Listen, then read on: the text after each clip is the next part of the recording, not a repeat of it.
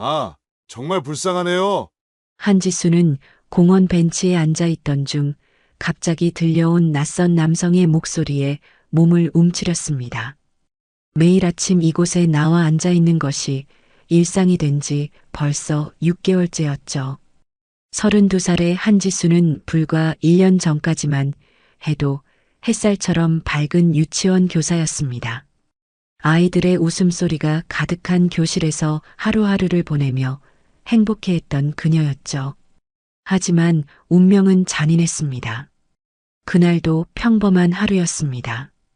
퇴근 후 집으로 향하던 지수는 횡단보도를 건너다가 신호를 무시하고 달려온 트럭에 치이고 말았죠. 의식을 잃고 병원에 실려간 지수는 한 달간의 혼수 상태를 거쳐 겨우 깨어났습니다. 지수 씨, 다행히 생명에는 지장이 없어요. 의사의 목소리는 다행스럽다고 했지만 이어진 말은 지수의 세상을 완전히 바꿔놓았습니다. 하지만 시신경 손상이 심각해서 앞으로 시력 회복은 어려울 것 같습니다. 그 순간 지수의 세상은 어둠으로 물들었습니다. 정확히 말하면 완전한 어둠은 아니었죠. 희미한 빛과 그림자 정도는 구분할 수 있었지만 그것만으로는 일상생활이 불가능했습니다. 활기차게 아이들과 뛰어놀던 교사 생활은 끝이 났습니다. 사랑하는 이를 잃은 지수는 깊은 우울감에 빠져들었죠. 가족과 친구들의 위로도 그녀의 마음을 달래주지 못했습니다. 지수야, 괜찮아질 거야. 시간이 약이라잖아. 언니 한미경의 다정한 목소리였지만 지수에게는 공허하게만 들렸습니다. 시간이 흘러도 앞이 보이지 않는 현실은 변하지 않았으니까요. 재활치료를 받으며 점자를 배우고 흰 지팡이 사용법을 익혔지만 여전히 바깥 세상은 두려운 곳이었습니다. 처음 혼자 외출했던 날, 지수는 길을 헤매며 울음을 터뜨렸죠. 지나가는 사람들의 시선이 느껴지는 것만 같았습니다. 저 사람 불쌍하다. 혼자 다니기 힘들 텐데라는 속삭임들이 귓가를 맴돌았습니다. 실제로는 들리지 않았을 수도 있지만 지수에게는 모든 것이 현실처럼 느껴졌죠. 그래서 지수는 집 근처 작은 공원의 벤치를 자신만의 안식처로 삼았습니다. 매일 아침 10시가 되면 흰 지팡이를 짚고 천천히 걸어가 그곳에 앉아 시간을 보냈죠. 공원은 조용했고 새들의 지저귐과 바람 소리만이 들렸습니다. 지수야, 오늘도 공원에 가는 거야? 함께 살고 있는 언니 미경이 걱정스러운 목소리로 물었습니다.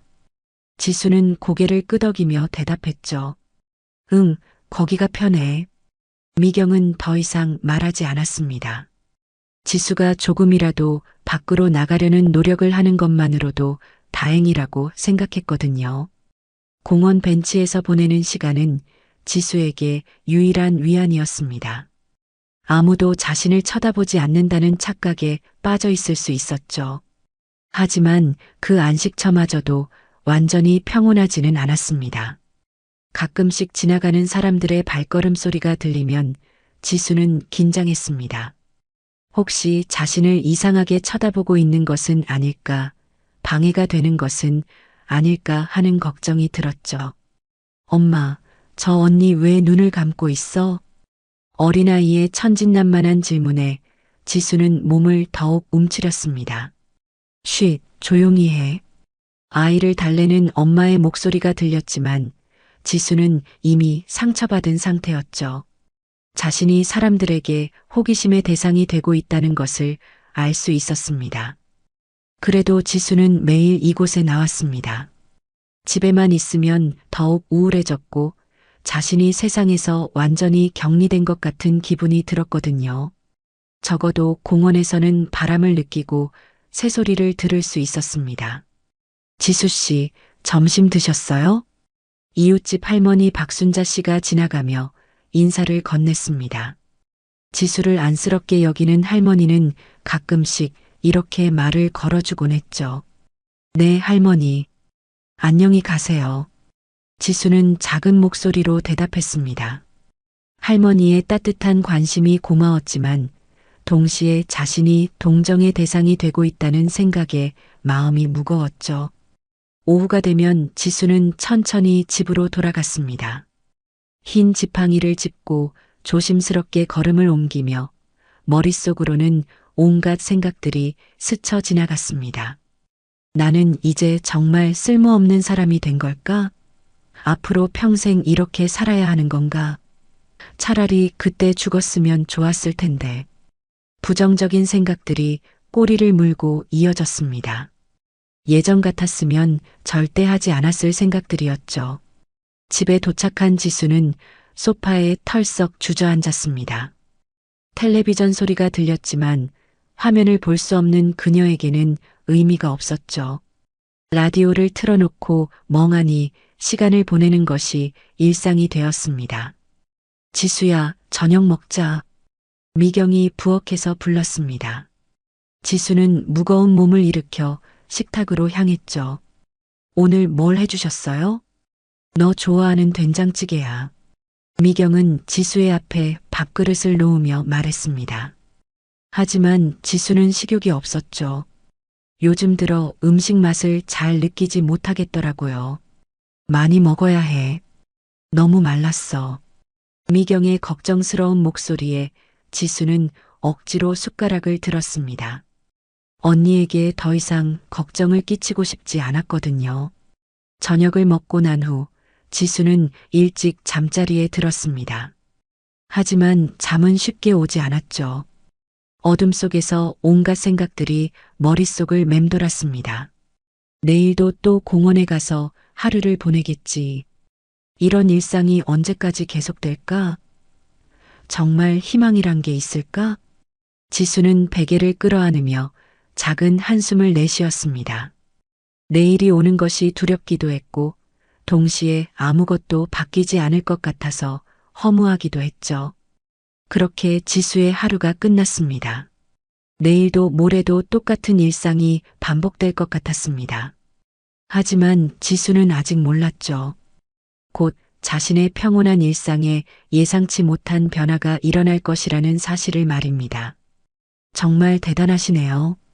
이런 상태로도 혼자 나와서 앉아 계시다니. 지수는 며칠 전부터 자꾸 말을 걸어오는 낯선 남성의 목소리에 불편함을 느끼고 있었습니다. 처음에는 단순한 관심이나 친절로 여겼지만 뭔가 이상한 기운이 느껴졌죠. 그 남성은 바로 최민호였습니다. 35살의 민호는 겉보기에는 잘생기고 단정한 모습의 평범한 직장인처럼 보였습니다. 하지만 그의 속내는 전혀 달랐죠. 민호는 지난 일주일 동안 지수를 관찰해 왔습니다. 매일 같은 시간에 나타나 같은 벤치에 앉아 있는 그녀의 패턴을 완벽히 파악했죠. 시각장애인인 지수가 혼자 다니는 것을 보고 그녀를 다음 표적으로 정한 것이었습니다. 날씨가 좋네요. 이런 날에는 공원에 나와 앉아있기 딱 좋죠. 민호는 지수 옆 벤치에 앉으며 자연스럽게 말을 걸었습니다. 지수는 고개를 살짝 돌리며 작은 목소리로 대답했죠. 네, 그렇네요.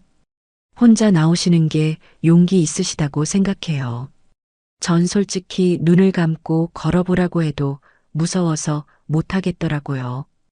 민호의 말투는 겉으로는 친근해 보였지만 어딘가 날카로운 구석이 있었습니다. 지수는 본능적으로 불편함을 느꼈지만 명확한 이유를 찾을 수 없었죠. 그냥 집에만 있으면 답답해서요. 지수는 짧게 대답하며 몸을 벤치 끝쪽으로 살짝 이동했습니다. 하지만 민호는 그런 지수의 반응을 놓치지 않았죠. 아, 그러시겠네요.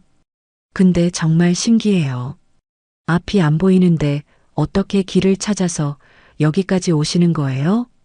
민호의 질문에는 순수한 호기심보다는 다른 의도가 숨어 있었습니다. 지수의 행동 패턴과 능력을 파악하려는 계산된 질문이었죠. 그냥 익숙해져서요. 매일 같은 길로 다니니까. 지수는 점점 더 불편해졌습니다. 이 낯선 남성이 왜 자꾸 자신에게 관심을 보이는지 이해할 수 없었죠. 정말 대단하시네요. 그런데 말이에요. 민호의 목소리가 갑자기 차가워졌습니다. 지수는 그 변화를 민감하게 감지했죠. 솔직히 말하면 좀 답답하지 않으세요? 이렇게 아무것도 못 보고 사는 게 말이에요. 민호의 말에 지수는 움찔했습니다. 예상치 못한 질문이었죠. 그런 말씀을. 아니, 그냥 궁금해서 하는 말이에요. 전 정말 상상이 안 가거든요. 예쁜 꽃도 못 보고, 하늘도 못 보고, 사람들 얼굴도 못 보고, 그런 삶이 과연 의미가 있을까 싶어서요. 민호의 말은 점점 더 잔혹해졌습니다. 지수의 가슴에 비수처럼 꽂히는 말들이었죠. 그리고 솔직히 말하면 다른 사람들한테도 불편하잖아요. 길에서 느리게 걷고 사람들이 피해서 다녀야 하고. 지수는 숨이 막혔습니다. 마음속 깊은 곳에 숨겨두었던 두려움과 자책감이 고스란히 드러나는 순간이었죠. 그런 식으로 말씀하시면. 지수의 목소리가 떨렸습니다. 눈물이 맺히기 시작했죠. 아, 기분 나쁘셨다면 죄송해요. 그냥 솔직한 생각을 말한 거예요. 근데 사실이잖아요. 장애인이라는 게 결국은 다른 사람들에게 짐이 되는 거 아닌가요? 민호는 지수의 반응을 보며 속으로 만족했습니다. 계획대로 지수의 정신적 방어막이 무너지고 있었거든요. 저는 그렇게 생각해 본 적이 없다고요? 정말요? 그럼 왜 이렇게 구석진 곳에 혼자 앉아 계시는 거예요? 사람들 눈치가 보이니까 그런 거 아닌가요? 민호의 말은 전곡을 찔렀습니다. 지수가 스스로도 인정하기 싫어했던 마음의 상처를 건드린 것이었죠. 아니에요. 그냥 조용한 곳이 좋아서라고요? 그럼 집에 있으면 되잖아요. 굳이 밖에 나와서 벤치에 앉아 있을 이유가 뭐가 있어요? 민호는 지수의 모든 변명을 차단했습니다. 지수는 할 말을 잃었죠. 정말 솔직히 말하면 저 같은 사람들은 이해가 안 가요. 이렇게 불편한 몸으로 살면서 뭐가 재미있다고 버티는 건지 말이에요. 이 말은 지수에게 치명적인 타격을 주었습니다. 이미 스스로에게 수없이 던져본 질문이었거든요. 그리고 한 가지 더 궁금한 게 있는데요. 혹시 가족들은 뭐라고 해요? 이렇게 매일 나와서 앉아 있는 거 보면 참 안타깝겠어요. 민호는 지수의 가족관계까지 파고들기 시작했습니다. 지수와 언니 미경 사이의 관계도 이미 파악하고 있었죠. 언니는 괜찮다고 해요. 지수의 목소리가 점점 작아졌습니다. 실제로 미경이 걱정하는 표정을 자주 보았다는 것을 알고 있었거든요. 괜찮다고요? 정말 그렇게 생각하실까요? 아니면 그냥 예의상 하는 말일까요? 민호는 지수의 마음에 의심의 씨앗을 심었습니다. 지수는 혼란스러워졌죠. 언니는 그런 분이 아니에요. 그런 분이 아니라고요? 근데 생각해 보세요.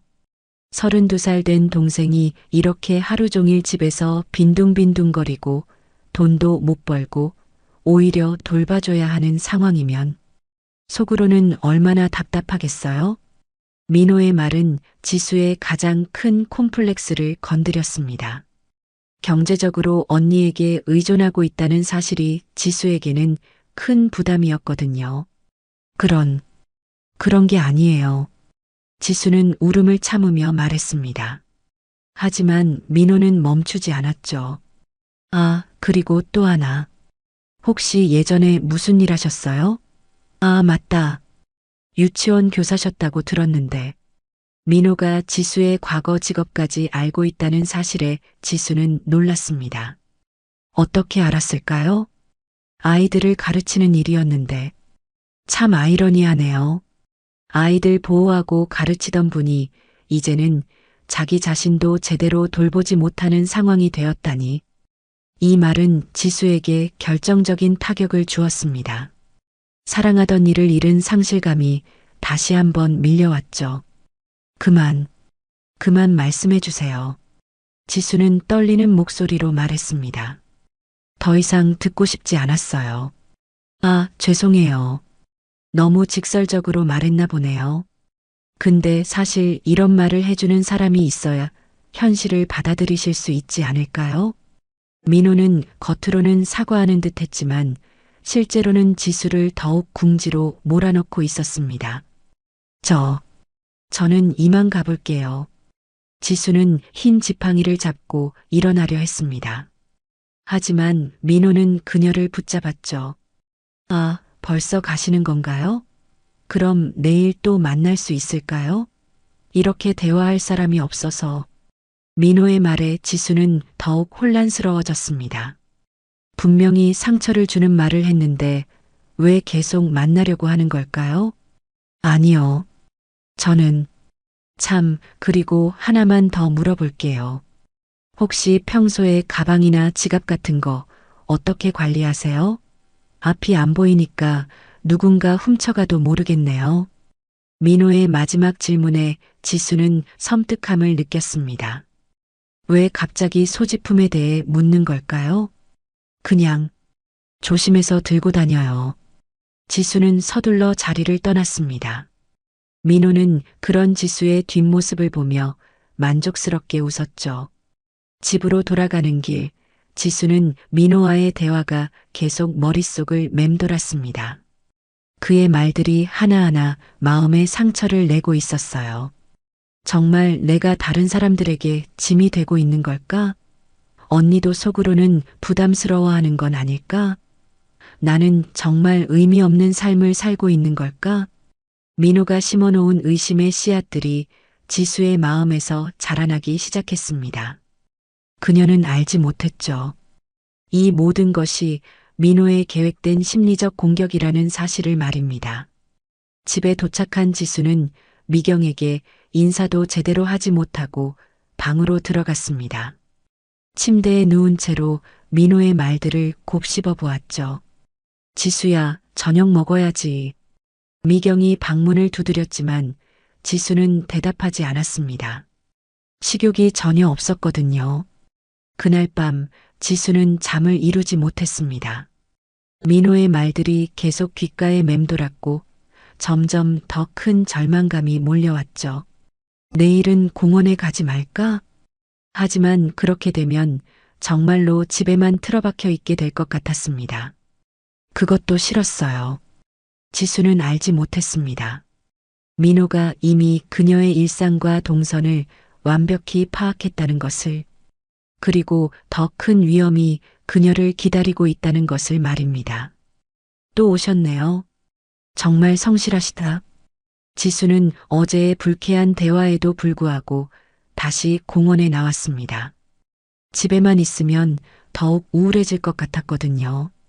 하지만 민호의 목소리가 다시 들려오자 온몸이 경직되었습니다. 어제 제가 너무 직설적으로 말씀드린 것 같아서 죄송해요. 민호는 겉으로는 사과하는 듯 했지만 그의 진짜 의도는 따로 있었습니다. 지수를 더욱 깊은 절망으로 빠뜨리기 위한 두 번째 단계였죠. 괜찮아요. 지수는 작은 목소리로 대답했습니다. 사실 괜찮지 않았지만 더 이상 그 남성과 대화하고 싶지 않았어요. 그런데 정말 신기한 게 어떻게 매일 같은 시간에 같은 자리에 오실 수 있는 거예요? 시계라도 만지면서 시간을 확인하시는 건가요? 민호는 지수의 생활 패턴을 더 자세히 파악하려고 했습니다. 하지만 지수는 그의 의도를 알아채지 못했죠. 그냥 감으로요. 감으로요? 대단하네요. 그런데 이렇게 매일 나오시는 거 보면 집에 있는 게 정말 답답하시나 보네요. 민호는 다시 지수의 상처를 건드리기 시작했습니다. 어제도 생각해 봤는데 정말 불쌍하다는 생각이 들어요. 아무것도 할 수 없으니까 이렇게 벤치에 앉아서 시간만 보내시는 거죠? 지수는 민호의 말에 상처받았지만 반박할 말을 찾지 못했습니다. 실제로 그런 면이 있었거든요. 아니에요. 저는 아니긴 뭐가 아니에요? 솔직히 말해봐요. 하루 종일 뭘 하세요? 텔레비전도 못 보고 책도 못 읽고 요리도 제대로 못하고 그럼 뭘 하면서 시간을 보내는 거예요? 민호의 공격은 점점 더 노골적이 되었습니다. 지수는 숨이 막혔어요. 라디오 들어요. 라디오요? 그거 할머니들이나 듣는 거 아닌가요? 32살 된 사람이 하루 종일 라디오나 들으면서 시간을 보낸다니. 참 안타깝네요. 민호는 지수의 작은 위안마저 조롱했습니다. 지수의 눈에 눈물이 맺히기 시작했죠. 그리고 한 가지 더 궁금한 게 있는데요. 혹시 연애 같은 거 생각해 보세요? 아니면 결혼 같은 거? 이 질문에 지수는 더욱 당황했습니다. 생각해 본 적이 없다고 할 수는 없었지만 현실적으로 불가능하다고 여기고 있었거든요. 그런 생각 안 해요. 안 해요? 정말요? 그럼 평생 혼자 살 생각이세요? 그렇겠네요. 누가 이런 상태의 사람과 결혼하고 싶어 하겠어요? 민호의 말은 지수의 가슴에 깊은 상처를 남겼습니다. 스스로도 비슷한 생각을 한 적이 있었기 때문에 더욱 아팠죠. 저는 이만. 지수는 자리에서 일어나려 했습니다. 더 이상 이 대화를 계속할 수 없었어요. 벌써 가시는 건가요? 그럼 조심해서 가세요. 혹시 길에서 다치면 안 되니까. 민호의 말에는 묘한 암시가 담겨 있었습니다. 하지만 지수는 그것을 알아채지 못했죠. 지수는 서둘러 공원을 떠났습니다. 민호와의 대화가 너무 고통스러웠거든요. 흰 지팡이를 짚고 천천히 걸어가는 지수의 뒤를 민호는 조용히 따라갔습니다. 참 불쌍한 사람이야. 지나가던 중년 여성이 지수를 보며 동료에게 속삭였습니다. 저런 상태로 혼자 다니면 위험하지 않을까? 그러게 말이야. 가족들이 좀 더 신경 써야 할 텐데. 사람들의 수군거림이 지수의 귓가에 들렸습니다. 민호의 말이 현실로 느껴지는 순간이었죠. 지수는 걸음을 재촉했습니다. 빨리 집에 가서 혼자 있고 싶었어요. 하지만 그때였습니다. 갑자기 뒤에서 남성의 거친 목소리가 들렸습니다. 지수는 놀라서 뒤돌아보려 했지만 앞이 보이지 않아 제대로 반응할 수 없었죠. 가방 내놔. 그 순간 누군가가 지수의 가방을 세게 당겼습니다. 지수는 균형을 잃고 비틀거렸어요. 안 돼요. 지수는 가방을 놓지 않으려고 했지만 상대방의 힘이 더 셌습니다. 가방 끈이 어깨에서 벗겨지면서 그녀는 그대로 땅에 넘어졌죠. 으악! 지수는 무릎을 땅에 부딪히며 아픈 신음을 냈습니다. 가방을 빼앗긴 충격과 함께 몸의 고통까지 겹쳤어요. 도둑이야! 도둑이야! 지수는 소리를 질렀지만 이미 범인은 달아난 후였습니다.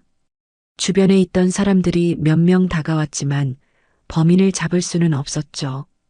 괜찮으세요? 다치신 데는 없어요? 친절한 아주머니가 지수를 일으켜 세우며 물었습니다. 하지만 지수는 상황을 제대로 파악하지 못한 채 멍한 상태였어요. 제 가방을 빼앗기셨군요. 경찰서에 신고해야겠어요.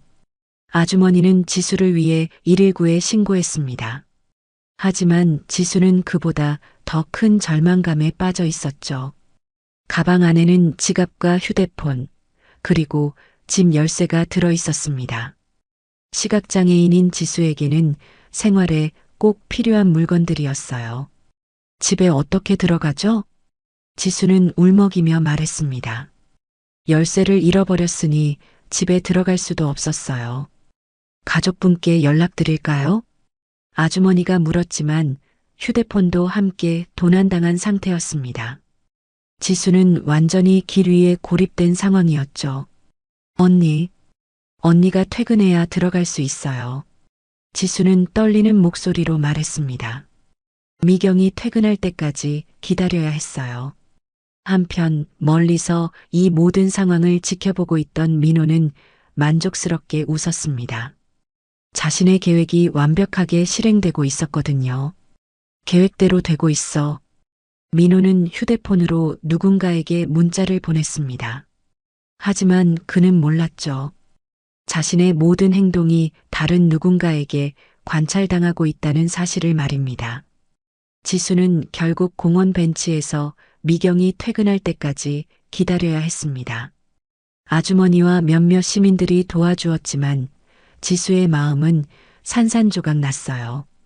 왜 나한테만 이런 일이 일어나는 거지? 지수는 속으로 울부짖었습니다. 이미 충분히 힘든 상황인데 이런 일까지 당하다니요. 민호 씨 말이 맞았어. 나는 정말 쓸모없는 사람이야. 이렇게 가방도 지키지 못하고. 지수는 민호의 말들을 떠올렸습니다. 그의 조롱과 모욕이 현실로 느껴지는 순간이었죠. 오후 6시가 되어서야 미경이 나타났습니다. 지수의 연락이 오지 않아 걱정하며 찾아온 것이었어요. 지수야, 여기서 뭐 하고 있어? 미경은 지수를 발견하고 급히 달려왔습니다. 지수는 언니를 보자마자 울음을 터뜨렸죠. 언니, 가방을 빼앗겼어요. 뭐, 가방을? 다친 데는 없어? 미경은 지수를 살피며 걱정했습니다. 무릎에 상처가 있는 것을 발견했죠. 경찰서에 신고했어요. 하지만 범인은 잡지 못했고요. 지수는 오늘 있었던 일을 미경에게 설명했습니다. 하지만 민호와의 대화는 말하지 않았어요. 집에 가자. 우선 치료부터 받아야겠어. 미경은 지수를 부축하며 집으로 향했습니다. 하지만 지수의 마음의 상처는 몸의 상처보다 더 깊었죠. 집에 도착한 지수는 소파에 앉아 멍하니 있었습니다. 오늘 하루 동안 당한 일들이 너무 충격적이었어요. 지수야, 괜찮아. 가방은 다시 살 수 있어. 미경이 위로했지만 지수는 반응하지 않았습니다. 마음속으로는 더 깊은 절망에 빠져 있었거든요. 정말 민호 씨 말이 맞았어. 나는 자신도 제대로 지키지 못하는 무능한 사람이야. 지수는 민호의 말들을 곱씹어 보았습니다. 그의 조롱과 모욕이 예언처럼 현실이 된 것 같았어요. 그날 밤 지수는 잠을 이루지 못했습니다. 가방을 빼앗긴 순간이 계속 머릿속에서 재생되었고 민호의 말들이 더욱 깊게 박혔죠. 내일은 공원에 가지 말아야겠어. 하지만 그렇게 되면 정말로 집에만 틀어박혀 있게 될 것이었습니다. 그것도 견딜 수 없었어요. 지수는 알지 못했습니다. 오늘 있었던 모든 일이 우연이 아니라는 것을, 그리고 더 큰 위험이 그녀를 기다리고 있다는 것을 말입니다. 강현주는 어둠 속에서 지수의 가방을 열어보고 있었습니다. 36살의 현주는 날카로운 눈빛과 단단한 체격을 가진 남성이었죠. 언뜻 보면 평범한 직장인 같았지만 그의 움직임에는 전직 형사만이 가질 수 있는 특별한 기운이 흘렀습니다. 역시나 현주는 가방 안쪽 주머니에서 작은 장치를 발견했습니다. 동전만한 크기의 위치 추적기였죠. 그뿐만 아니라 더 정교한 도청 장치도 숨겨져 있었습니다. 이 새끼가 정말. 현준의 얼굴이 굳어졌습니다. 최민호의 치밀한 계획을 확인한 순간이었어요. 현주는 지난 일주일 동안 민호를 추적해왔습니다. 우연히 목격한 민호의 수상한 행동 때문이었죠. 일주일 전 현주는 민간조사 업무로 근처를 지나가다가 공원에서 지수와 대화하는 민호를 봤습니다. 처음에는 단순한 친근한 대화로 보였지만 현준의 예리한 관찰력은 뭔가 이상함을 감지했어요. 민호의 표정과 몸짓에서 악의가 느껴졌거든요. 특히 지수가 반응할 때마다 보이는 민호의 만족스러운 미소가 수상했습니다. 저 남자 뭔가 이상해. 현주는 직감적으로 느꼈습니다. 오랜 형사 경험이 알려주는 위험 신호였죠. 그날부터 현주는 민호를 은밀히 조사하기 시작했습니다. 민호의 신원을 파악하고 그의 과거 행적을 추적했어요. 조사 결과 충격적인 사실들이 드러났습니다. 최민호는 지난 2년간 여러 지역에서 시각장애인들을 대상으로 한 범죄 기록이 있었던 것입니다. 진짜 쓰레기네. 현주는 민호의 범죄 기록을 보며 분노했습니다. 모두 시각장애인 여성들을 대상으로 한 강도와 절도 및 성추행 사건들이었어요. 민호의 수법은 항상 비슷했습니다. 먼저 타겟을 정하고 며칠간 관찰한 후 친근하게 접근해 심리적으로 위축시키는 것이었죠. 그 다음 적절한 타이밍에 범행을 저지르거나 공범에게 지시했습니다. 이번에도 똑같은 패턴이야. 현주는 민호가 지수에게 접근하는 방식을 분석했습니다. 전형적인 민호의 범행 패턴과 일치했어요. 더 끔찍한 것은 민호가 단순한 절도에만 그치지 않는다는 사실이었습니다. 과거 피해자들 중 일부는 심각한 신체적, 정신적 피해를 입었죠. 절대 그냥 둘 수 없어. 현주는 결심했습니다. 지수를 보호하고 민호를 잡아야 한다고 말이에요. 그래서 현주는 오늘 일부러 지수의 가방을 빼앗은 것이었습니다. 민호의 계획을 방해하고 동시에 증거를 확보하기 위해서였죠. 가방에서 발견한 추적기와 도청장치는 결정적인 증거였습니다. 민호가 지수를 얼마나 체계적으로 감시하고 있었는지 보여주는 물증이었어요. 이제 지수 씨에게 모든 걸 알려줘야겠어. 현주는 지수를 찾아가기로 결심했습니다. 하지만 갑작스럽게 나타나면 지수가 놀랄 것 같았어요. 현주는 신중하게 접근 방법을 생각했습니다.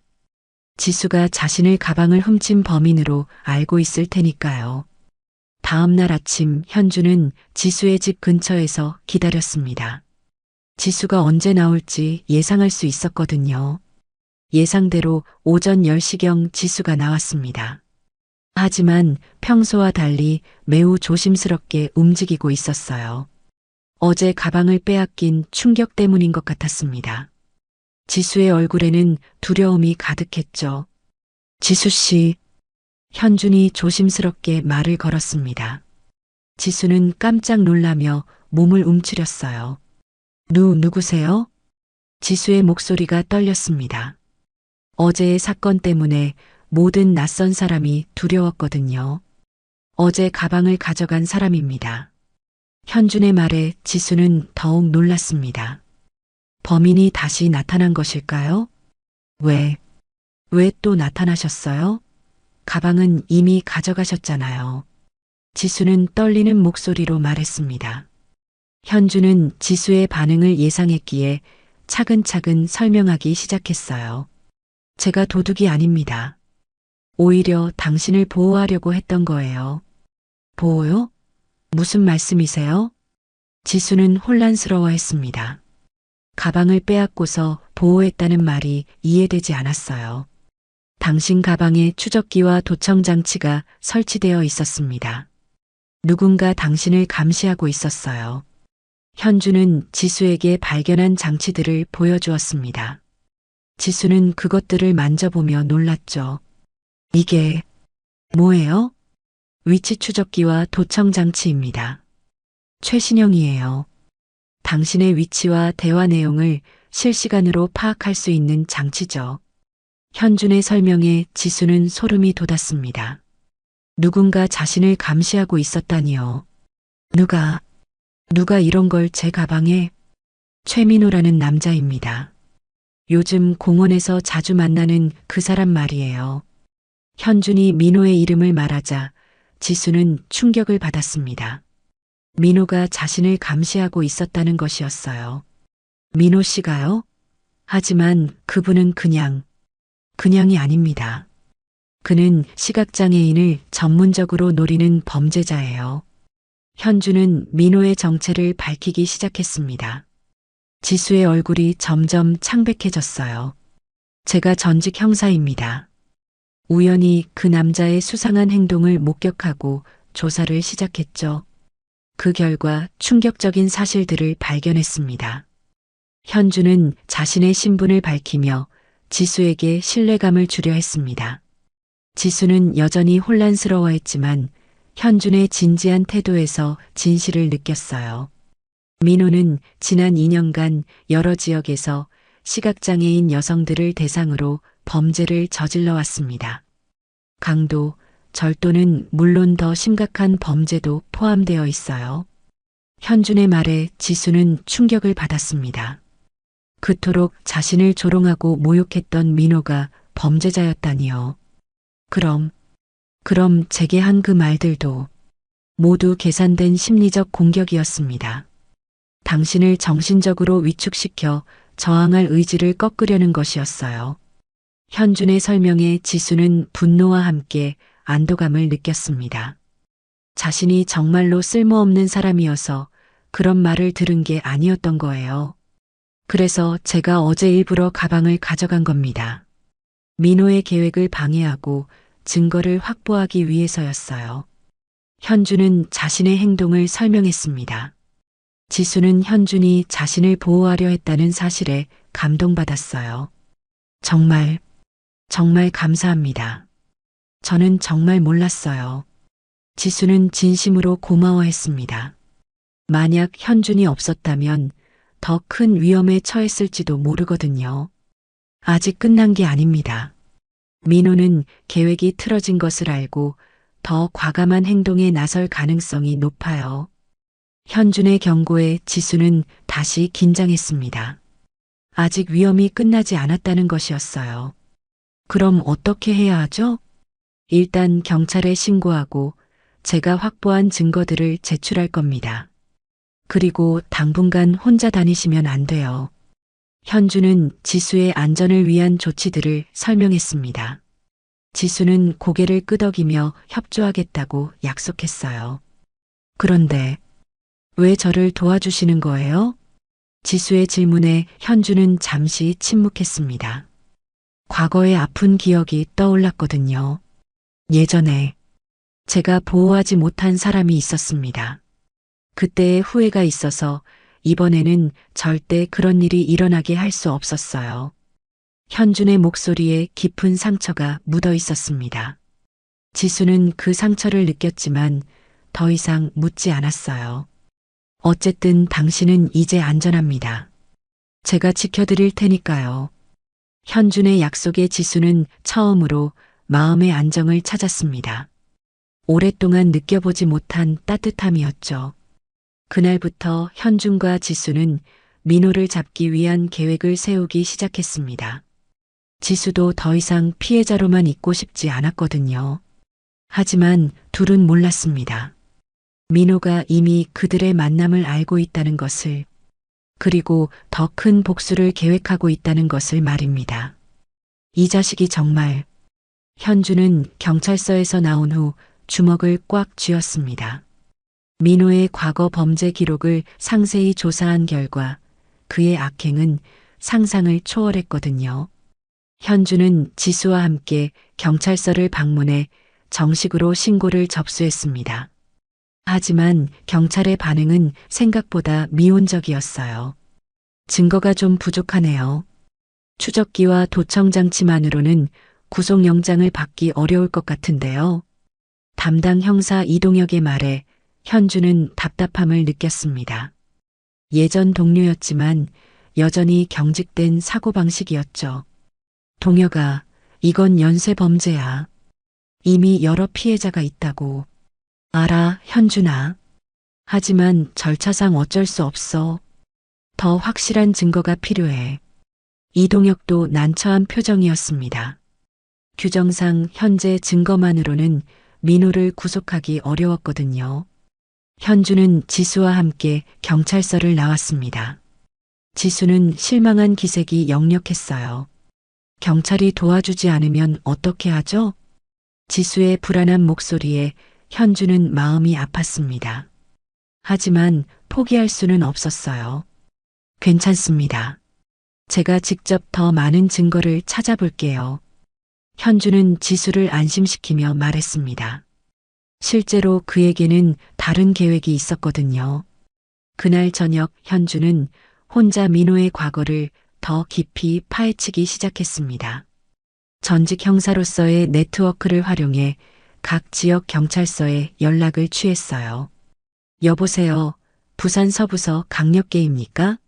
저는 서울에서 민간조사관으로 활동하는 강현준입니다. 현주는 차례대로 민호가 활동했던 지역의 경찰서들에 연락했습니다. 그 결과 충격적인 사실들이 하나둘씩 드러나기 시작했어요. 부산에서의 첫 번째 사건은 1년 전이었습니다. 시각장애인 여성 박영미 씨가 피해자였죠. 네, 기억나요. 정말 안타까운 사건이었어요. 부산 서부서 김재호 형사가 당시 상황을 설명했습니다. 피해자가 길에서 넘어져 다쳤는데 친절한 남성이 도와준다고 접근했대요. 그런데 그 남성이 오히려 피해자의 지갑과 휴대폰을 훔쳐갔죠. 현주는 민호의 수법을 확인했습니다. 예상했던 대로였어요. 더 충격적인 건 그 남성이 며칠 동안 피해자를 스토킹했다는 거예요. 피해자 말로는 계속 모욕적인 말을 들어야 했다고 하더라고요. 김재호 형사의 말에 현주는 분노했습니다. 민호의 악행이 단순한 절도를 넘어선 것이었거든요. 혹시 용의자의 몽타주나 특징을 알 수 있을까요? 잠깐만요. 파일을 찾아볼게요. 잠시 후 김재호 형사가 다시 전화를 받았습니다. 키 175cm 정도, 마른 체형, 단정한 외모의 30대 남성이라고 되어 있네요. 아, 그리고 특이한 점이 하나 있어요. 어떤 점인가요? 피해자 말로는 그 남성이 자신을 불쌍한 사람이라고 반복해서 불렀다고 해요. 그리고 장애인은 집에만 있어야 한다는 식으로 말했다고 하더라고요. 현주는 소름이 돋았습니다. 지수에게 했던 민호의 말과 정확히 일치했거든요. 그 사건 이후에 피해자분은 어떻게 지내고 계신가요? 안타깝게도 정신적 충격이 너무 커서 지금도 치료받고 계세요. 외출조차 무서워하신다고 들었어요. 김재호 형사의 말에 현준의 분노는 극에 달했습니다. 민호가 얼마나 잔혹한 인간인지 다시 한번 확인한 순간이었어요. 대구에서의 두 번째 사건은 더욱 심각했습니다. 시각장애인 여성 최수진 씨가 피해자였죠. 그 사건은 정말 악질적이었어요. 대구 중부서 박민수 형사가 당시를 회상했습니다. 용의자가 피해자에게 몇 주 동안 접근하면서 정신적으로 학대했어요. 매일 공원에서 만나서는 모욕적인 말을 계속했다고 하더라고요. 현주는 지수의 상황과 너무나 비슷해 놀랐습니다. 민호의 범행 패턴이 완전히 똑같았거든요. 그리고 나서 어느 날 갑자기 피해자의 집에 침입했어요. 피해자가 혼자 있을 때를 노린 거죠. 박민수 형사의 말에 현주는 등골이 서늘했습니다.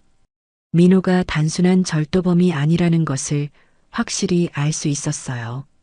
다행히 이웃이 비명 소리를 듣고 신고해서 큰 사고는 막았지만 피해자는 심각한 정신적 트라우마를 입었어요. 용의자는 잡혔나요? 아니요. 도망쳤어요. 그 이후로 그 지역에서는 비슷한 사건이 없었고요. 현주는 민호가 지역을 옮겨가며 범행을 저지르고 있다는 것을 확인했습니다. 체계적이고 계획적인 연쇄 범죄였어요. 광주에서의 세 번째 사건은 가장 충격적이었습니다. 시각장애인 여성 한미라 씨가 피해자였는데 다행히 생명에는 지장이 없었지만 심각한 부상을 입었죠. 그놈이 정말 악질이에요. 광주 서구서 이성호 형사의 목소리에 분노가 묻어 있었습니다. 피해자를 몇 달 동안 스토킹하면서 일거수일투족을 파악했어요. 그리고 피해자가 가장 무력할 때를 노려서 범행을 저질렀죠. 현주는 민호의 치밀함에 섬뜩함을 느꼈습니다. 단순한 우발적 범죄가 아니라 철저히 계획된 범행이었거든요. 더 무서운 건 그놈이 피해자에게 너 같은 장애인은 세상에 필요 없다고 말했다는 거예요. 이성우 형사의 말에 현주는 주먹을 꽉 쥐었습니다. 민호의 본성이 얼마나 비열한지 알 수 있었어요. 현주는 모든 조사를 마친 후 지수에게 연락했습니다. 민호의 정체에 대해 자세히 알려줘야 했거든요. 지수 씨, 만날 수 있을까요? 중요한 얘기가 있어요. 네, 언니랑 함께 나가도 될까요? 지수의 목소리에 여전히 불안감이 묻어 있었습니다. 현주는 그런 지수를 이해했어요. 카페에서 만난 현주는 지수와 미경에게 민호의 과거 범죄들을 상세히 설명했습니다. 두 사람은 말을 잇지 못할 정도로 충격받았어요. 그럼 지수가 정말 위험했던 거네요. 미경이 떨리는 목소리로 말했습니다. 만약 현준이 개입하지 않았다면 어떻게 되었을지 상상하기 무서웠거든요. 민호는 시각장애인 여성들을 전문적으로 노리는 연쇄 범죄자예요. 지수 씨는 그의 네 번째 타겟이었던 거죠. 현준의 설명에 지수는 온몸이 떨렸습니다. 자신이 얼마나 큰 위험에 처해 있었는지 깨달은 순간이었어요. 그런데 왜 저를 선택한 걸까요? 지수의 질문에 현주는 안타까운 표정을 지었습니다. 시각장애인 중에서도 특히 혼자 다니는 여성을 노려요. 저항하기 어렵고 증언도 부정확할 거라고 생각하는 거죠. 현준의 말에 지수는 분노했습니다. 자신의 장애를 악용한 민호가 용서할 수 없었어요. 이제 어떻게 하면 되죠? 경찰에 이 모든 증거를 제출할 겁니다. 이제는 구속영장을 받을 수 있을 거예요. 현준의 말에 지수와 미경은 안도했습니다. 드디어 민호를 처벌할 수 있게 된 것이었어요. 하지만 조심해야 해요. 민호가 자신의 계획이 틀어진 걸 알면 더 과감한 행동에 나설 수 있거든요. 현준의 경고에 지수는 다시 긴장했습니다. 아직 완전히 안전한 것은 아니었던 거예요. 당분간 절대 혼자 다니시면 안 돼요. 그리고 조금이라도 이상하면 바로 연락하세요. 현주는 지수에게 자신의 연락처를 주며 당부했습니다. 지수는 고개를 끄덕이며 약속했어요. 그날 밤 현주는 경찰서에 모든 증거 자료를 제출했습니다. 이동혁 형사도 이번에는 심각하게 받아들였어요. 이 정도면 구속영장 신청이 가능할 것 같아. 이동혁의 말에 현주는 안도했습니다. 드디어 민호를 잡을 수 있게 된 것이었어요. 하지만 현주는 몰랐습니다. 민호가 이미 그들의 움직임을 파악하고 있다는 것을, 그리고 마지막 한 번의 큰 복수를 계획하고 있다는 것을 말입니다. 이 모든 게 물거품이 될 뻔했다고? 최민호는 자신의 원룸에서 노트북 화면을 노려보며 이를 갈았습니다. 인터넷 검색을 통해 강현준이 전직 형사라는 사실을 알아낸 순간이었어요. 민호는 지수의 가방에서 추적기가 사라진 것을 확인한 후부터 상황이 틀어졌다는 것을 감지했습니다. 며칠간 지수를 감시했지만 그녀 곁에 낯선 남성이 나타났죠. 강현준, 전직 강력계 형사. 민호는 현준의 프로필을 보며 분노했습니다. 자신의 완벽한 계획이 한 명의 전직 형사 때문에 망가진 것이었거든요. 이 새끼가 내 일을 방해하다니. 민호는 지금까지 성공해온 자신의 범행들을 떠올렸습니다. 부산, 대구, 광주에서의 완벽한 성공 사례들이었죠. 매번 같은 패턴이었습니다. 시각장애인 여성을 선택하고 몇 주간 심리적으로 압박한 후 적절한 타이밍에 범행을 저지르는 것이었어요. 한지수도 다른 년들과 똑같았는데 민호는 지수를 처음 본 순간을 기억했습니다. 공원 벤치에 혼자 앉아있는 그녀의 모습이 완벽한 타겟으로 보였거든요. 시각장애의 우울해 보이는 표정, 그리고 무엇보다 혼자라는 점이 민호의 선택 기준에 부합했습니다. 게다가 매일 같은 시간에 같은 장소에 나타나는 규칙적인 패턴까지 있었죠. 처음 며칠은 완벽했어. 민호는 지수와의 초기 대화들을 떠올리며 만족했습니다. 지수가 자신의 말에 상처받고 위축되는 모습이 너무나 만족스러웠거든요. 특히 지수가 눈물을 흘리며 자신을 자책하는 모습을 볼 때의 쾌감이란 이루 말할 수 없었습니다. 그것이 바로 민호가 추구하는 것이었어요. 약한 것들을 괴롭히는 게 이렇게 재미있을 줄이야. 민호의 비뚤어진 성격은 어린 시절부터 형성되었습니다. 학교에서 왕따를 당했던 그는 성인이 되어서도 자신보다 약한 존재들에게 복수하듯 악행을 저질렀죠. 시각장애인들을 타겟으로 삼은 이유도 그들이 저항하기 어렵고 자신이 우위에 설 수 있기 때문이었습니다. 민호에게는 일종의 권력 게임이었어요. 그런데 강현준이라는 놈이 나타나서 민호는 다시 분노했습니다. 자신의 계획이 망가진 것도 화가 났지만 무엇보다 자신이 조사당하고 있다는 사실이 참을 수 없었어요. 휴대폰이 울렸습니다. 민호의 공범인 김태식에게서 온 연락이었죠. 형님, 경찰서 쪽에서 움직임이 있어요. 뭔 소리야? 아는 사람이 알려줬는데 형님 관련해서 구속영장 신청 준비를 한다고 하더라고요. 태식의 말에 민호는 충격을 받았습니다. 상황이 생각보다 심각했던 것이었어요. 언제부터? 이틀 전부터요. 강현준이라는 놈이 각 지역 경찰서에 연락하면서 형님 과거 사건들을 다 파헤쳤대요. 민호는 현준의 치밀함에 소름이 돋았습니다. 자신의 모든 과거가 들통난 것이었거든요. 젠장. 민호는 휴대폰을 던지고 싶은 충동을 참았습니다. 하지만 아직 포기할 수는 없었어요. 태식아, 계획을 바꾼다. 어떻게요? 한지수와 강현준 둘 다 처리해야겠어. 민호의 목소리에 살기가 섞였습니다. 이제는 단순한 절도가 아니라 복수였거든요. 형님, 그러면 너무 위험하지 않아요? 위험하긴 뭐가 위험해. 어차피 잡히면 끝이야. 그럼 마지막에 제대로 한번 해보자. 민호는 이미 자포자기 상태였습니다. 어차피 과거 범죄들이 모두 드러난 이상 도망갈 곳도 없었어요. 그럼 언제 할 거예요? 내일 밤이다. 한지수 집에 침입해서 둘 다 처리하는 거야. 민호의 계획은 간단했습니다. 지수의 집에 침입해서 그녀와 현준을 동시에 해치우는 것이었어요. 한편 현준은 경찰서에서 이동혁과 작전을 논의하고 있었습니다. 구속영장이 발부되면 즉시 민호를 체포할 계획이었죠.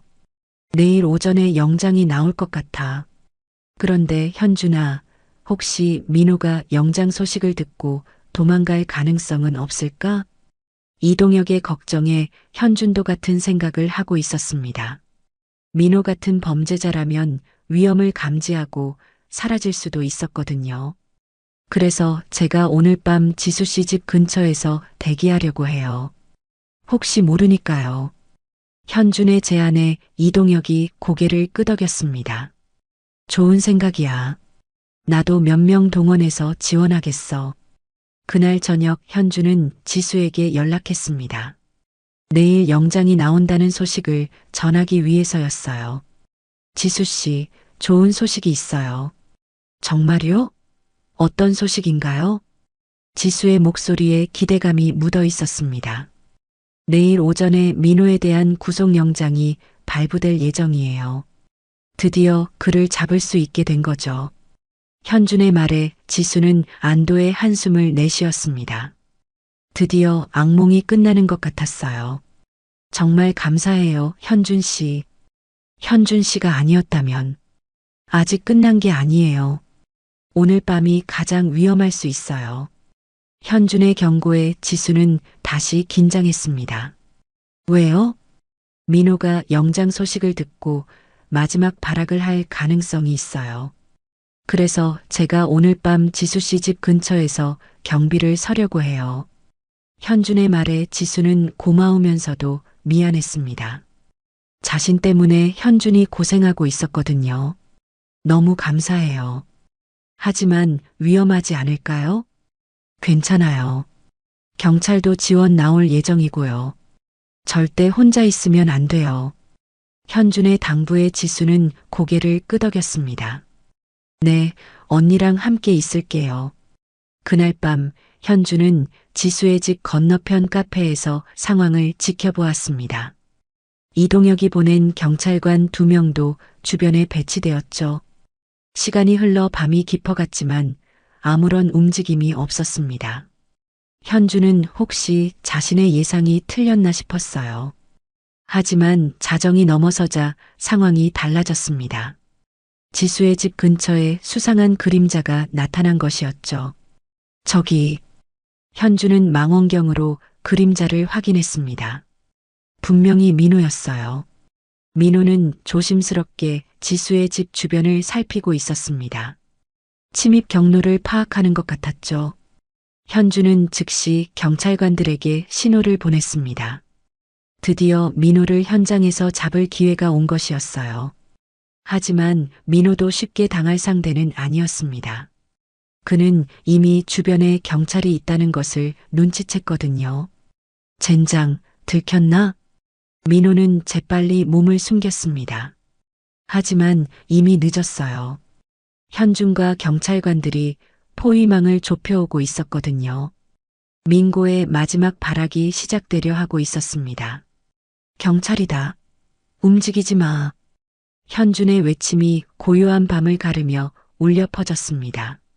하지만 민호는 이미 건물 뒤편으로 사라진 후였죠. 놓쳤다. 현준은 민호가 사라진 방향으로 뛰어갔습니다.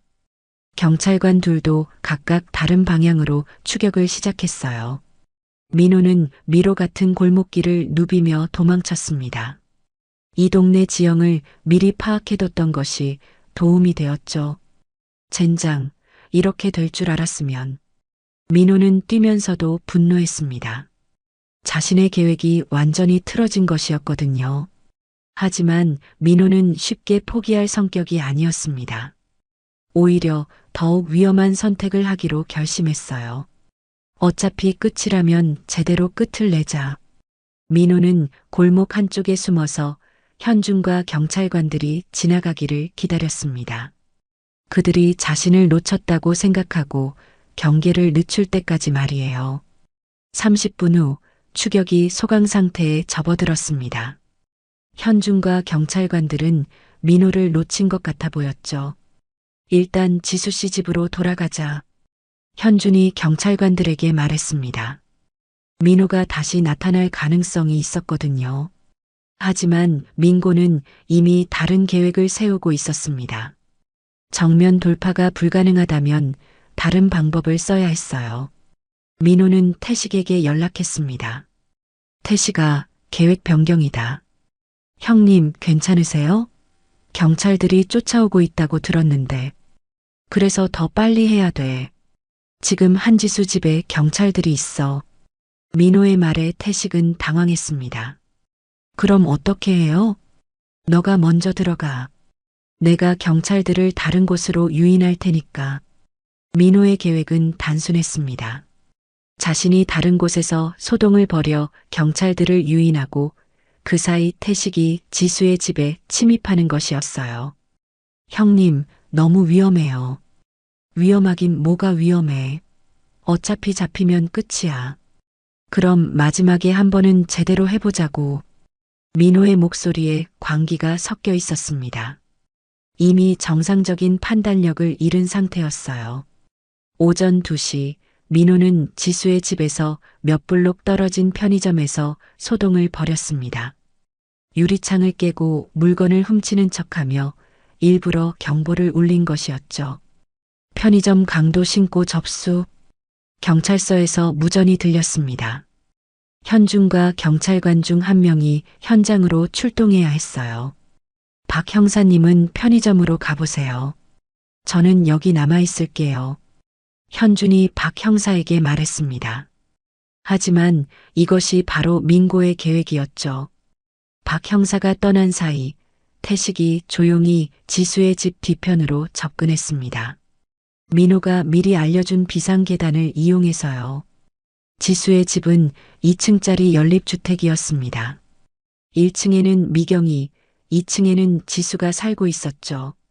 태식은 2층 창문으로 침입을 시도했습니다.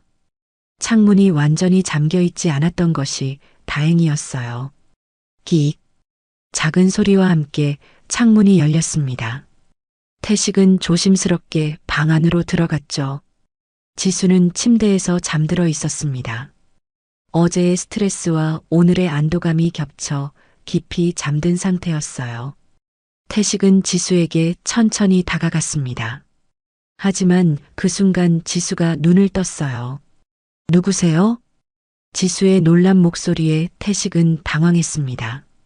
계획상 지수가 잠들어 있어야 했거든요. 조용히 해. 태식이 거친 목소리로 위협했습니다. 하지만 지수는 이미 위험을 감지했어요. 도와주세요. 누군가 집에 들어왔어요. 지수가 큰 소리로 외쳤습니다. 1층에서 자고 있던 미경이 깨어났죠.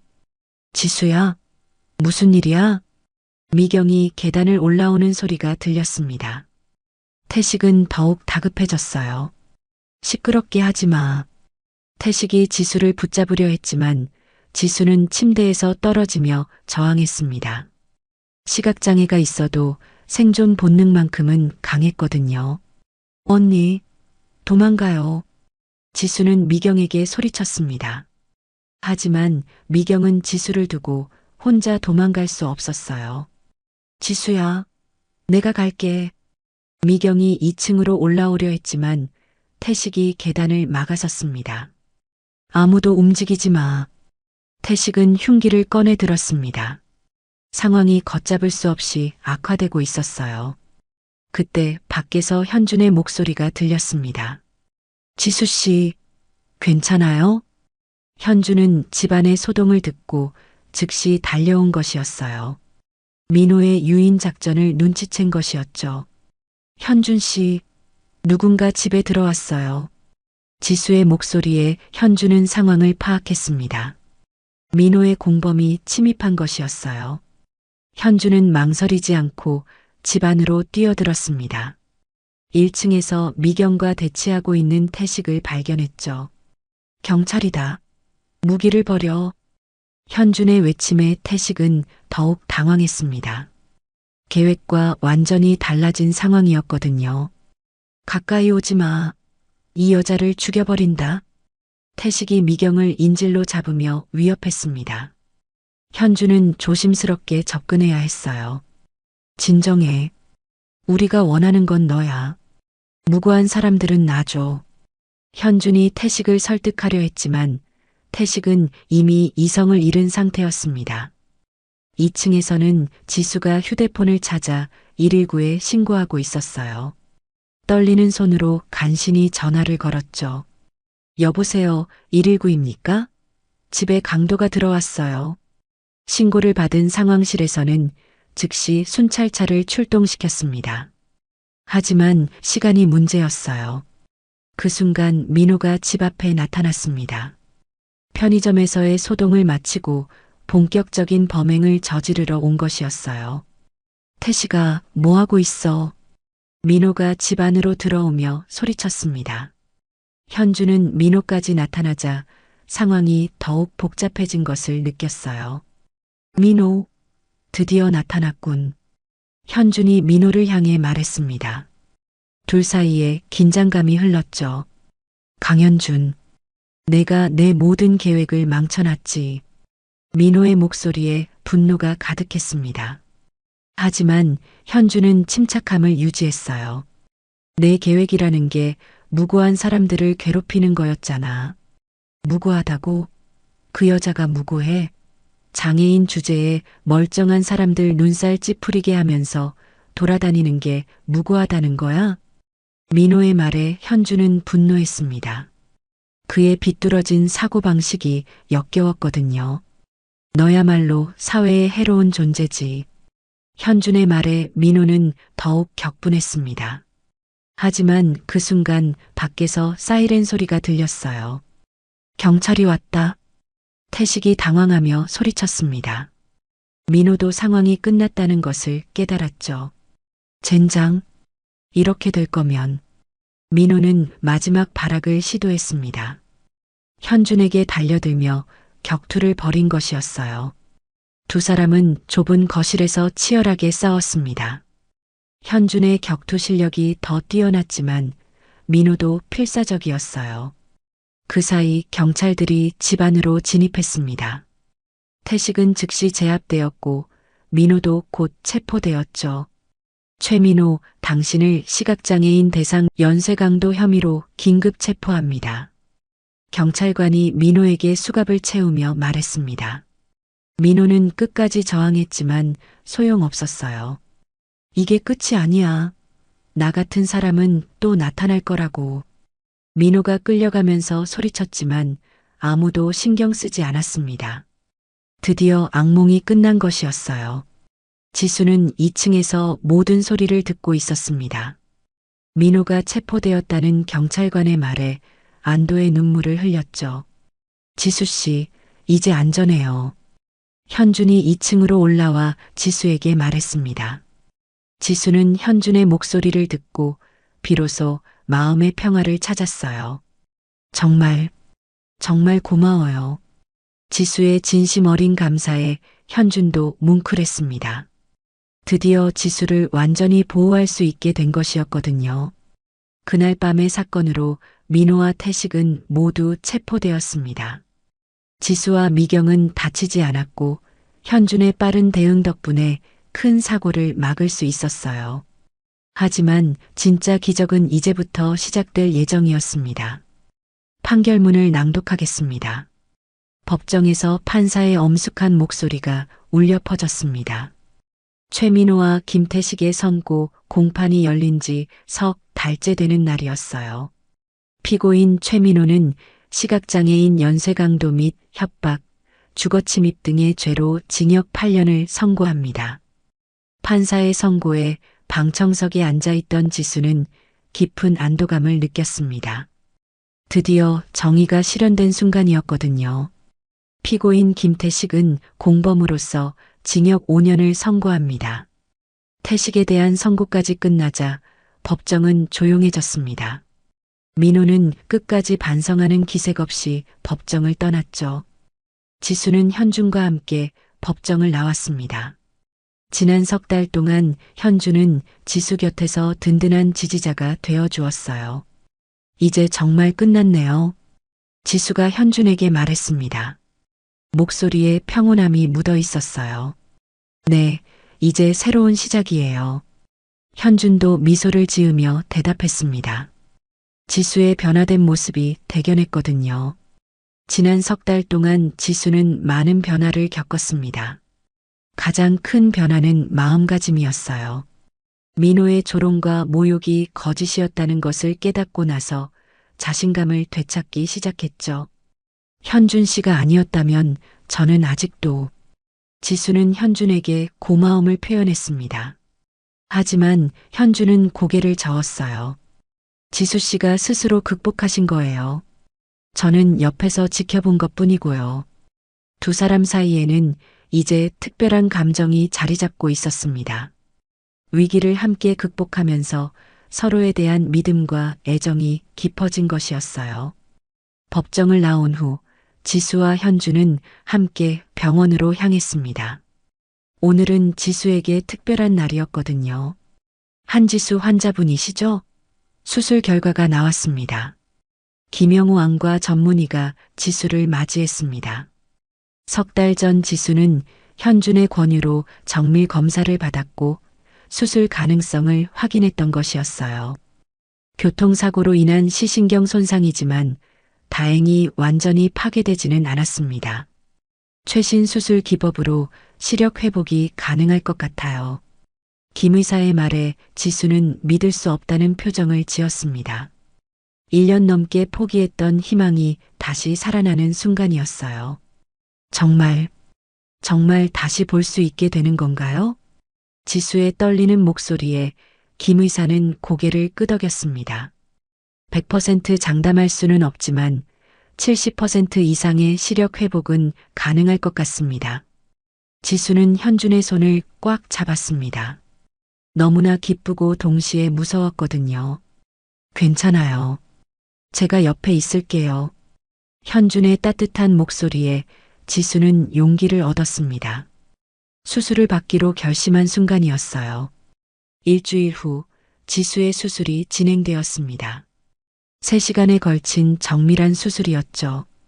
현준과 미경은 수술실 밖에서 초조하게 기다렸습니다. 지수에게는 인생을 바꿀 수 있는 중요한 수술이었거든요. 수술이 성공적으로 끝났습니다. 김 의사가 수술실에서 나와 알려주었습니다. 현준과 미경은 안도의 한숨을 내쉬었어요. 언제쯤 결과를 알 수 있나요? 미경이 물었습니다. 일주일 후에 붕대를 풀어볼 예정입니다. 그때 시력 회복 정도를 확인할 수 있어요. 그 일주일은 지수에게 가장 긴 시간이었습니다. 기대와 불안이 교차하는 나날들이었죠. 현주는 매일 병원을 찾아와 지수와 시간을 보냈습니다. 함께 대화를 나누고 책을 읽어주기도 했어요. 현준 씨, 만약 수술이 실패하면 어떡하죠? 지수가 불안한 마음을 털어놓았습니다. 실패해도 괜찮아요. 지수 씨는 이미 충분히 강한 사람이거든요. 현준의 말에 지수는 마음의 안정을 찾았습니다. 결과가 어떻든 현준이 곁에 있다는 것만으로도 충분했어요. 드디어 붕대를 풀 날이 왔습니다. 김 의사와 간호사들이 지수 주변에 모였죠. 천천히 눈을 떠보세요. 김 의사의 말에 지수는 조심스럽게 눈을 떴습니다. 처음에는 강한 빛만 느껴졌어요. 어떠세요? 뭐가 보이시나요? 빛이 보여요. 지수의 목소리가 떨렸습니다. 1년 만에 다시 느끼는 빛의 감촉이었거든요. 시간이 지나면서 지수의 시야가 점점 선명해졌습니다. 흐릿하지만 사물의 형태가 구분되기 시작했어요. 저기 서 있는 분이 현준 씨인가요? 지수가 현준을 바라보며 물었습니다. 현준은 감동으로 목이 메었어요. 네, 맞아요. 현준이 지수에게 다가갔습니다. 지수는 처음으로 현준의 얼굴을 또렷하게 보았어요. 이렇게 생기셨구나. 지수의 눈에 눈물이 고였습니다. 자신을 구해준 은인의 얼굴을 드디어 볼 수 있게 된 것이었어요. 정말 다정하게 생기셨네요. 지수의 말에 현준도 눈물을 흘렸습니다. 두 사람의 마음이 하나로 이어지는 순간이었죠. 몇 주 후 지수의 시력은 많이 회복되었습니다. 의사도 놀랄 정도의 회복이었어요. 이제 일상생활에 전혀 지장이 없을 것 같습니다. 김 의사의 진단에 지수는 기뻐했습니다. 드디어 완전한 일상으로 돌아갈 수 있게 된 것이었어요. 지수는 다시 유치원 교사로 복직했습니다. 아이들은 선생님이 돌아온 것을 무척 기뻐했죠. 선생님, 이제 우리가 보여요? 한 아이가 천진난만하게 물었습니다. 지수는 미소를 지으며 대답했어요. 응, 너희들이 모두 보여. 너무 예쁘다. 아이들의 환한 웃음소리가 교실에 가득했습니다. 지수는 이 순간이 얼마나 소중한지 깨달았어요. 퇴근 후 지수는 현준과 함께 공원을 산책했습니다. 예전에 혼자 앉아있던 그 벤치 앞에서 멈춰 섰어요.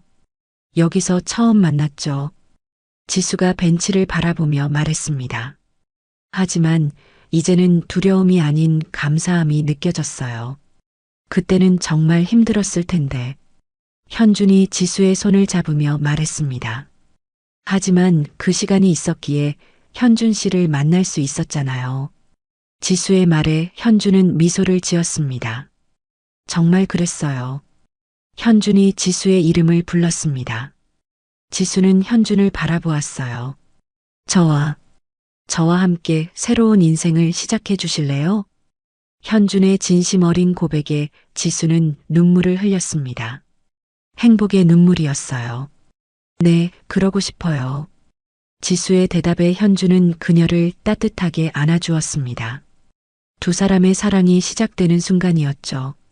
석양이 공원을 물들이고 있었습니다. 지수는 아름다운 노을을 바라보며 생각했어요. 세상에는 민호 같은 악한 사람도 있지만 현준 같은 선한 사람도 있다는 것을, 그리고 어둠이 아무리 깊어도 언젠가는 빛이 온다는 것을. 현준 씨, 저 노을 정말 아름답네요. 지수가 현준에게 말했습니다. 네, 정말 아름다워요. 하지만 지수 씨가 더 아름다워요. 현준의 달콤한 말에 지수는 얼굴을 붉혔습니다. 두 사람은 손을 잡고 석양을 바라보았어요. 지수의 인생에 새로운 희망의 빛이 비치기 시작했습니다. 어둠의 터널을 지나 드디어 밝은 세상에 도착한 것이었어요. 1년 전 절망에 빠져 있던 지수는 이제 사랑하는 사람과 함께 행복한 미래를 꿈꾸고 있었습니다. 시력을 되찾은 것보다 더 큰 선물은 현준과의 만남이었죠. 앞으로도 함께 걸어가요. 현준의 약속에 지수는 고개를 끄덕였습니다. 이제 혼자가 아니었어요. 서로를 지켜주고 사랑하는 사람이 있었습니다. 그것만으로도 어떤 어려움이라도 극복할 수 있을 것 같았어요. 지수의 새로운 인생이 시작되었습니다. 빛으로 가득한 아름다운 인생이었죠. 며칠 후 현준과 지수는 정식으로 연인 사이가 되었습니다. 주변 사람들 모두 두 사람의 사랑을 축복해 주었어요. 언니가 이렇게 행복해하는 모습을 보니 저도 기뻐요. 미경이 지수에게 말했습니다. 정말 진심이었어요. 언니 덕분이에요. 언니가 포기하지 않고 저를 도와줬기 때문에 이런 기적이 일어날 수 있었어요. 지수는 미경에게도 깊은 감사를 표했습니다. 가족의 사랑이 얼마나 소중한지 깨달았거든요. 현준도 새로운 일을 시작했습니다. 민간 조사관으로 활동하면서 사회적 약자들을 돕는 일에 더욱 전념하기로 한 것이었어요. 지수 씨를 만나면서 제 인생의 진정한 목표를 찾은 것 같아요. 현준이 지수에게 말했습니다. 저도 마찬가지예요. 현준 씨를 만나면서 삶의 진정한 의미를 깨달았어요. 두 사람은 서로에게 있어 운명 같은 존재였습니다. 어둠 속에서 만나 서로를 빛으로 이끌어준 기적 같은 만남이었죠. 그들의 사랑 이야기는 주변 사람들에게도 큰 감동을 주었습니다. 절망을 극복하고 희망을 찾아가는 아름다운 이야기였거든요. 1년 후 현준과 지수는 결혼했습니다. 작지만 따뜻한 결혼식이었어요. 이제 정말 새로운 인생이 시작되는군요. 지수가 웨딩드레스를 입고 현준에게 말했습니다. 네, 함께 만들어가는 아름다운 인생이요. 현준의 대답에 지수는 환하게 웃었습니다. 그 웃음에는 과거의 아픔은 온데간데 없고 미래에 대한 희망만 가득했어요. 두 사람은 손을 잡고 새로운 여행을 시작했습니다. 사랑과 희망이 가득한 아름다운 여행이었죠. 지수의 이야기는 이렇게 해피엔딩으로 끝났습니다. 어둠이 아무리 깊어도 포기하지 않으면 언젠가는 빛을 만날 수 있다는 것을 보여주는 감동적인 이야기였어요. 그리고 진정한 사랑은 서로의 상처를 치유하고 함께 성장해 나가는 것이라는 아름다운 메시지를 전해주었습니다.